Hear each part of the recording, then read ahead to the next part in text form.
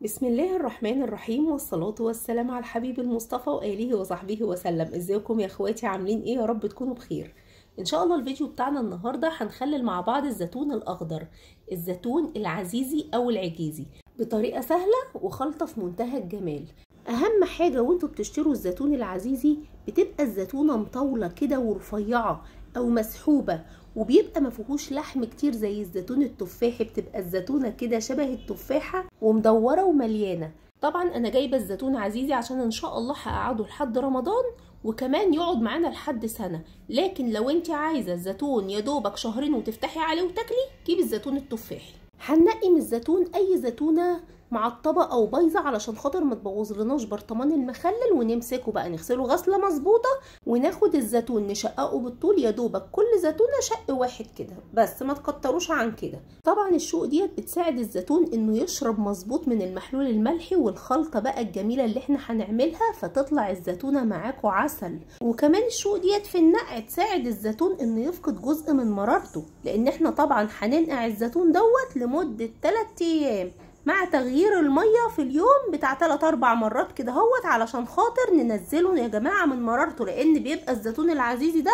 شديد المرار عن الزيتون التفاحي. خلي بالكم، الزيتون التفاحي يا دوبك تنقعيه يوم 24 ساعة وتغيري عليه المية 3-4 مرات، هيبقى معاكي 100.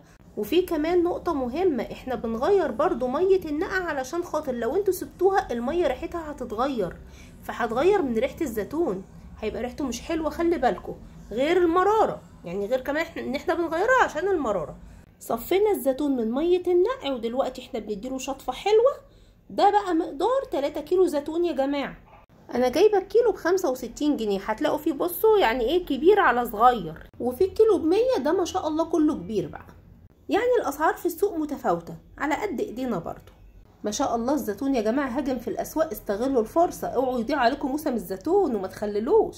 هننزل على الزيتون بنص كيلو ليمون متقطع حلقات، عايزين تقطعوا الليمونه على 4 مفيش اي مشكله، وربع كيلو فلفل اخضر حامي.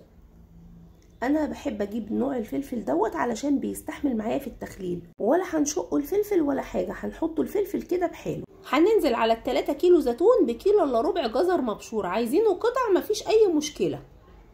ما شاء الله بيخلي الجزر المبشور دوت مخلل الزيتون حكايه. وبعد كده هننزل بنص كيلو فلفل رومي، ده فلفل رومي بلدي مش فلفل الوان، انا بحب استخدم الفلفل الرومي في المخلل بتاع الزيتون علشان خاطر انا مش عايزاه يبقى حراق قوي معايا. فهنزل عليه بمعلقتين هريسه شطه كبار كفايه، وبعد كده هننزل عليه بحزمه كرفس كبيره متقطعه، ومعلقتين كبار عصفر. طبعا العصفر ده ما شاء الله بيدي لون وبيدي طعم جميل جدا للمخلل، ومعلقتين كبار حبة البركة. هنقلب بقى الزيتون كله في بعضه، نخلطه كده مع بعضه تمام. انا اضطريت اقسمه على حاجتين لان الكروانة ديت صغيرة، وفي نفس الوقت الكروانة اللي انا بنعمل فيها الزيتون كل سنة لقيتها مشروخة، قلت يلا بقى خدت الشر ورحت. اهم حاجة نقلب كله مع بعضه كده تمام. وبعد كده بقى نحضر البرطمانات بتاعتنا، نكونوا غسلينها ومنشفينها كويس، ونبتدي بقى نعبي الزيتون، بقى نعبي الجمال ده في البرطمانات. شايفين يا جماعه جمال الالوان؟ حاجه كده تفتح النفس. ولا جمال الريحه بقى ما اقولكمش، طالعه كده عليا وانا بعبي الزيتون، حاجه في منتهى الجمال، حاجه تفتح النفس ما شاء الله. وانتوا بقى بتحطوا الزيتون في البرطمان تنسقوا، يعني ما تخلوش جزء فيه فلفل ياما جزء فيه ليمون ياما، لا، نسقوا كده كله مع بعضه، يبقى فيه تساوي. وتضغطوا كده بالراحه عشان احنا مش عايزين يبقى فيه فراغات ما بين الزيتون. وتسيبوا جزء كده في البرطمان من فوق كده فاضي علشان تعملوا حساب لقشر الليمون اللي احنا هنقفل بيه البرطمان، يعني يا دوبك كده قيرتين. بعد بقى ما عبينا البرطمانات انا بحط على كل كيلو زيتون كوبايه عصير ليمون خام. تمام. طبعا البرطمان دوت كبير، انا ضفت عليه كمان ربع كوبايه عصير ليمون خام. وقشر الليمون مش هنرميه علشان نقفل بيه وش البرطمانات. وفي حاجه مهمه، قشر الليمون احنا مش بنحطه كده على البرطمان، لا، ده احنا بنحطوه علشان خاطر بيبقى عامل كده زي كأنه مادة عازلة للزيتون، يمنعه من تكوين الريم والعفن، لان ما شاء الله بيبقى غني بمضادات الاكسدة. هنحضر بقى المحلول الملحي اللي احنا هنملح فيه الزيتون. اول حاجه هنغلي الميه ونسيبها تبرد. معانا 3 لتر ميه هننزل عليهم ب15 معلقه ملح، لان لتر الميه بياخد 5 معالق ملح هرميين. ما نقللش عن كده علشان الزيتون يا جماعه ما يمرش مننا لما نقلل نسبه الملح. هننزل بمعلقتين كبار سكر، طبعا السكر ماده حافظه ولزوم القرمشه بقى يخلينا الزيتون ده مقرمش، حاجه كده في منتهى الجمال.